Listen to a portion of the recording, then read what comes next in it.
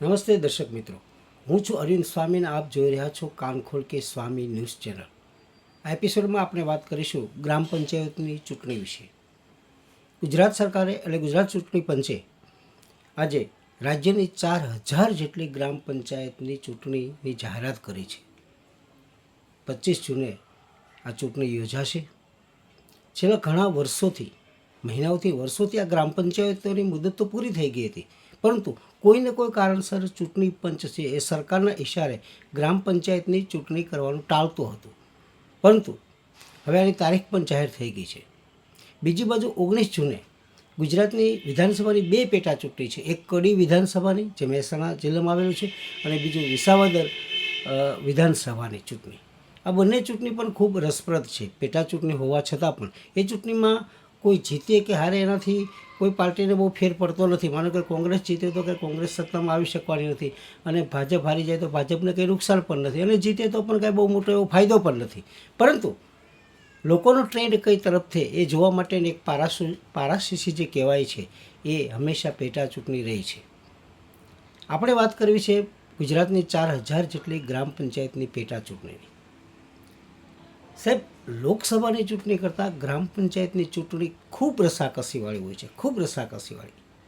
કારણ કે એમાં એ સ્થાનિક ઉમેદવારો હોય છે, સ્થાનિક એનો વહીવટ હોય છે, અને બીજી વસ્તુ એ છે કે એમાં કોઈ નેશનલ મુદ્દાઓ હોતા નથી. કોઈ રાષ્ટ્રીય મુદ્દાઓ ગ્રામ પંચાયતની ચૂંટણીમાં કામ કરતા નથી, કે રાજ્ય સરકારના પણ બહુ મુદ્દાઓ, એવા પ્રશ્નો એક પણ બહુ કામ અસર કરતા નથી. ગ્રામ પંચાયતની ચૂંટણી છે એ થોડીક તોફાની ચૂંટણી પણ છે.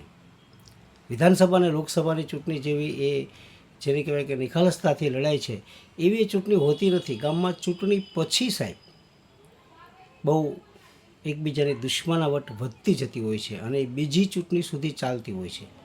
રીતસરના બે જૂથ પડી જતા હોય છે, અને જે સમાજની બહુમતી હોય છે એ સમાજનો મોટાભાગે ઉમેદવાર હોય એ સરપંચ બનતો હોય છે. એક જમાનો એવો હતો કે ગ્રામ પંચાયતના સરપંચ બનવા માટે માત્ર ઊંચી આંગળી કરીને મતદાન કરવામાં આવતું હતું ગામના ચોરે. એ જમાનો જતો રહ્યો. હવે તો કાયદેસર એનું જાહેરનામું બહાર પડે. ઉમેદવારો બધા ગ્રામ પંચાયતની ચૂંટણીમાં પણ સાહેબ બહુ મોટી સંખ્યામાં ઉમેદવારો હોય છે, અને એ ચૂંટણી છે એ બહુ શાંતિપૂર્ણ હોતી નથી સાહેબ.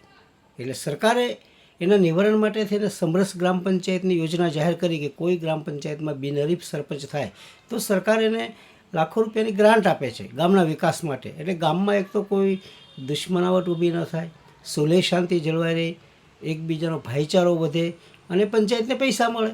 ગામના નાના મોટા થોડાક વિકાસના કામો છે એ રકમમાંથી થઈ શકે. કારણ કે ગ્રામ પંચાયતમાં કોઈ બીજી આવક હોતી નથી ગવર્મેન્ટની ગ્રાન્ટ સિવાય. કારણ કે એમાં ટેક્સ એટલો બધો આવતો હોતો નથી, ગામડામાં હોતો પણ નથી, અને કોઈ ટાઈમસર ભરતું પણ હોતું નથી. તલાટી છે એ ગ્રામ પંચાયતનો સચિવ કહેવાય છે. એટલે તલાટી કમ મંત્રી અને સરપંચ આ બંને મળીને ગ્રામ પંચાયતનો વહીવટ કરે છે. અને આ બધી જ ગ્રામ પંચાયતો અત્યાર સુધી ટીડીઓના ભરોસે ચાલતી હતી અને તલાટીઓના ભરોસે ચાલતી હતી. કોઈને કોઈ કારણસર સરકાર ચૂંટણી એની પાછી ઠેલતી હતી. પરંતુ હવે આ ચૂંટણી આવતા જૂન મહિનામાં જ્યારે નિશ્ચિત થઈ ગઈ છે, ત્યારે 1 મહિના સુધી ગામડાનું જે વાતાવરણ છે એ રાજકારણ જે છે એમાં ગરમાટો આવી જશે સાહેબ. એક વાત. બીજી વાત, ગ્રામ પંચાયતની ચૂંટણી કોઈ સિમ્બોલ ઉપર લડાતી નથી.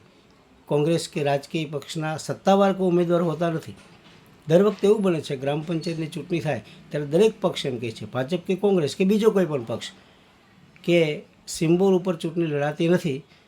અને જ્યારે એ જીતી જાય સાહેબ ત્યારે એમ કહે છે કે એ તો અમારા પક્ષના ઉમેદવાર હતા, એ તો અમારા પક્ષના ઉમેદવાર હતા, એમ કરીને એમ કહે છે કે આટલી ગ્રામ પંચાયતમાંથી 4000માંથી 3000ની બેઠક ઉપર તો અમારો ફલાણો પક્ષ આવ્યો. પરંતુ ચૂંટણી પહેલાં કોઈ છાતી ઠોકીને દાવો કરતો નથી કે આ છગનભાઈ ઊભા છે એ અમારા પક્ષના છે, એ અમારી પેનલના છે. એ ભાજપ કે કોંગ્રેસ કોઈ કહી શકતું નથી. ચિહ્ન ઉપર એ ચૂંટણી નથી લડાતી. હા, ચૂંટણી પંચના અધિકારી જે એનું પ્રતિક નક્કી કરે એ પ્રતિક એને માન્ય હોય છે, પણ તે પ્રતિક રાજકીય પક્ષનું પ્રતિક એને મળતું નથી હોતું. આમ છતાં બેકગ્રાઉન્ડની અંદર, પડદાની પાછળ સાહેબ, ભાજપ અને કોંગ્રેસ બંનેમાં ખેલ ચાલુ હોય છે. બંનેના સમર્થનવાળા ઉમેદવારો હોય છે, એ જ હંમેશા ચૂંટણી લડતા હોય છે. અને આ ચૂંટણી શાંતિપૂર્ણ ભાગ્યે થતી હોય છે.